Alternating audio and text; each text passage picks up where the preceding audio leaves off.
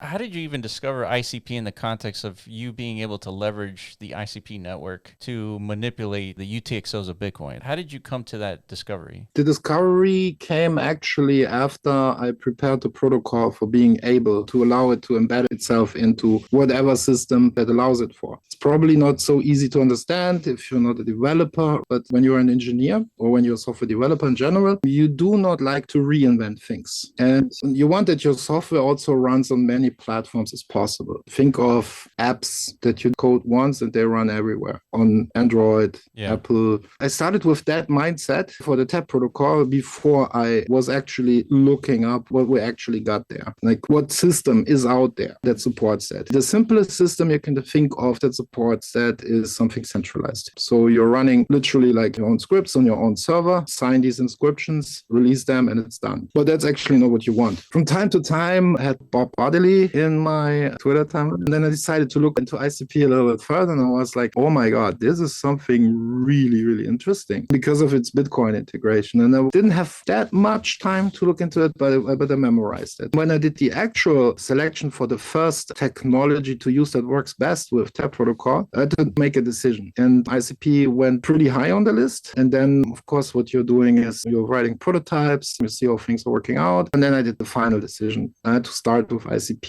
The perception of ICP for me as a developer, it's a tool to get the thing done. It's also the perception of ICP itself. They see themselves as a multi-purpose tool. And as a developer, you want to have multi-purpose tools. Doesn't mean that it's an ICP project. It just means that ICP is one of the solutions of the multiple solutions out there that you can use in the same way for the TAP protocol. So that's basically how that came to be. And then it was actually concrete work. So you start to develop, you learn the quirks and the advantages and disadvantages, how to deal with that. It's literally like R&D at some point. Then you turn it into a product, and that's literally what happened.